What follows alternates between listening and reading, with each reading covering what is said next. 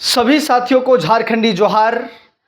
आज बहुत ही important chapter लेकर के आए हैं, चाहे वह जेटेट की तैयारी करने के लिए हो, फील्ड वर्कर के लिए हो या वनडे एग्जाम्स कोई भी हो।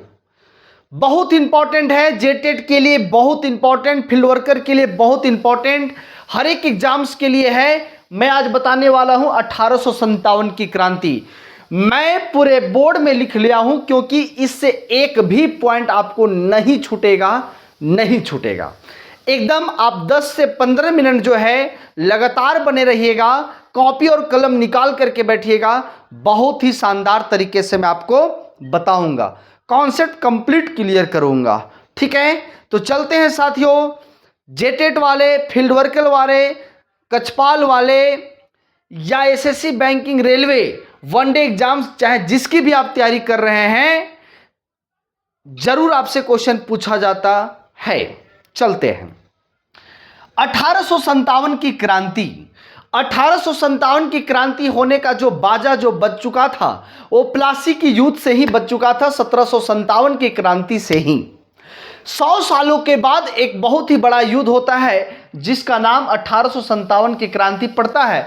और इसका अन्य नाम क्या था? सिपाही विद्रोह, क्योंकि इस विद्रोह में सबसे ज्यादा अगर भाग लिया है तो सिपाही ही लिया है। दूसरा, इसी विद्रोह का नाम है महान विद्रोह, क्योंकि इससे पहले भारत में किसी भी प्रकार का इतना बड़ा विद्रोह नहीं हुआ था। स्वतंत्रता का पहला युद्ध और पूरे भारत में सबसे पहला देश के हितों में लड़ा गया यह विद्रोह था, इसलिए इसका नाम क्या है? सिपाही विद्रोह, महान विद्रोह, स्वतंत्रता का पहला युद्ध। दूसरा, हम लोग जानते हैं कि जब 1857 की क्रांति हुई उस समय गवर्नर जनरल कौन थे? तो उस समय गवर्नर जनरल जो थे वो लॉर्ड कैनिंग थे। क्वेश्चन डायरेक्ट हूबहू पूछा जाता है, कौन थे? लॉर्ड कैनिंग थे। ठीक है, लेकिन जैसे ये युद्ध होता है वैसे भारत शासन अधिनियम 1858 लागू होती है और उसी एक्ट के माध्यम से भारत का जो गवर्नर का जो पद था वो समाप्त करके भारत का वायसराय का पद बनाया गया। क्या बनाया गया? भारत के वायसराय का पद बनाया गया। कब? क्रांति के बाद 1858 में। कब बनाया गया? क्रांति के बाद 1858 में। पहले था गवर्नर जनरल, लेकिन बाद में बन गया वायसराय। लेकिन ये अंतिम गवर्नर जनरल लॉर्ड कैनिंग, पहला गवर्नर जनरल भारत का अंतिम कौन है? Lord Canning. और भारत का पहला वायसराय लॉर्ड कैनिंग, उसी को ही बनाया गया। दूसरा चीज, 1857 का जो क्रांति है वो असफल रहा। क्या रहा? असफल रहा। परिणाम इसकी क्या रही? असफल। कारण क्या था? इतना बड़ा युद्ध हो रहा था, इतना बड़ा विद्रोह था, फिर भी क्या था? असफल। कारण, बड़ी रियासतों ने भाग नहीं लिया था, जैसे हैदराबाद नहीं लिया था। जो दक्षिण भारत का क्षेत्र था वो दक्षिण भारत के लोग या रियासत इस 1857 की क्रांति में भाग नहीं लिया। सिपाही के पास सीमित संसाधन था, उसके पास बहुत अधिक से अधिक संसाधन, गोली बारूद नहीं था कि ईस्ट इंडिया कंपनी ब्रिटिश को क्या कर सके? हरा सके। हमारे पास सीमित संसाधन थी, कोई प्रभावी नेतृत्वकर्ता नहीं था। किसी भी युद्ध करने के लिए कोई एक नेतृत्वकर्ता, एक लीडर होना चाहिए। जैसे अभी देश को चलाने के लिए एक पीएम होता है, उस समय लड़ाई को लीड करने के लिए कोई एक नेतृत्वकर्ता नहीं था। दूसरा, एकता में कमी थी। क्या में कमी थी? एकता में। एकता नहीं था।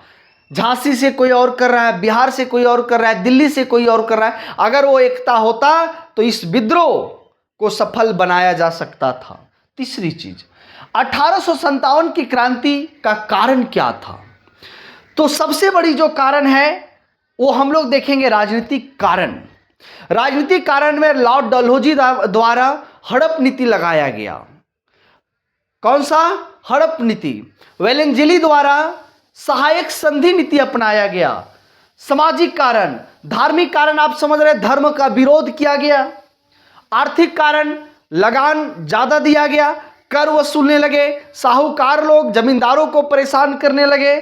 सैन्य कारण, सेनाओं में जो भर्ती थे उनके लिए जो रेशियो था वो 87:13 था, और उनका जो काम का सही वेतन नहीं दिया जाने लगा। तत्कालीन कारण, यही तत्कालीन कारण जो है मैं लिखा हूं, तत्कालीन कारण।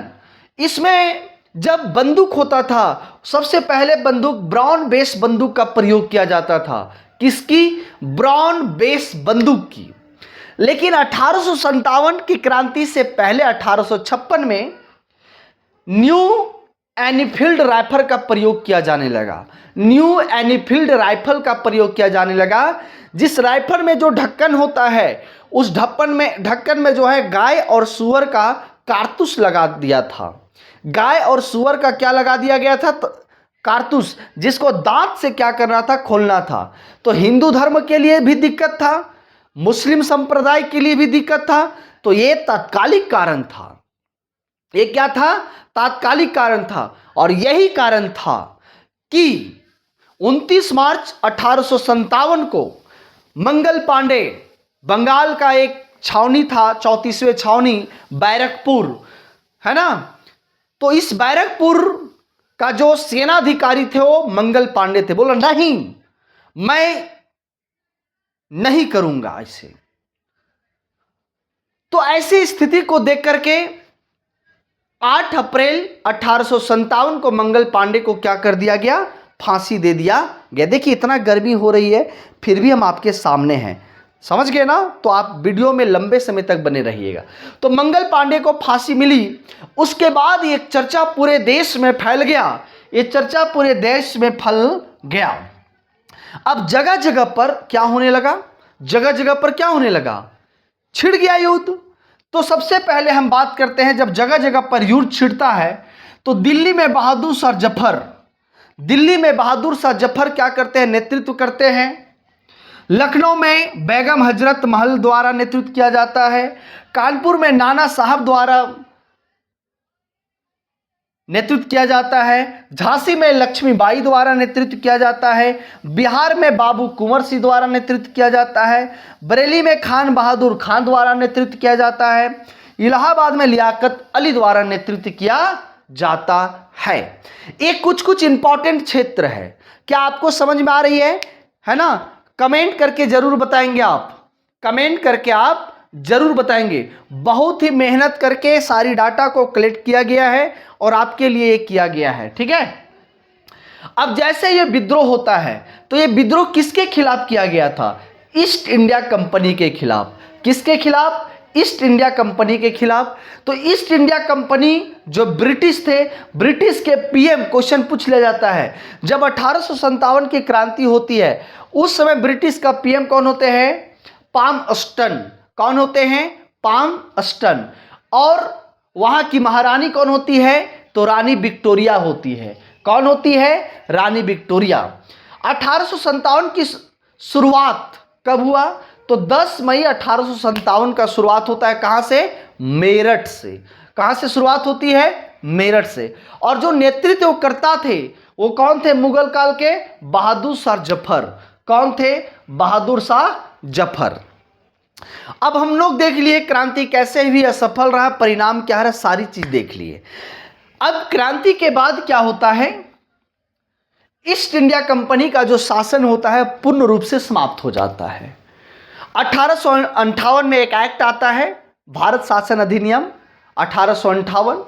उसमें भारत शासन अधिनियम में यह बोला गया कि जितना भी कंपनी है, ईस्ट इंडिया कंपनी है, उसकी शासन को कंप्लीट समाप्त कर दिया जाए और यहां पे महारानी का चलेगा ताज का चलेगा शासन और ब्रिटिश क्राउन का शासन चलेगा। Very very important.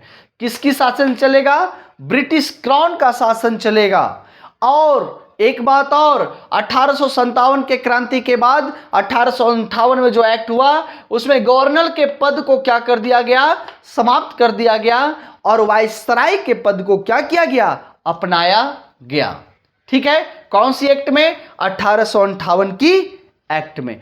बहुत ही इंपॉर्टेंट है, बहुत ही मजेदार है। जेटेट के लिए, हर एक एग्जाम्स के लिए 1857 की क्रांति क्या है? इंपॉर्टेंट है।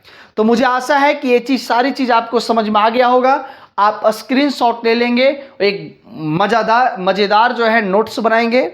और हमारे चैनल में अगर नए हैं तो चैनल को प्लीज़ शेयर सब्सक्राइब जरूर करेंगे, लोगों के पास शेयर करेंगे। जय हिंद।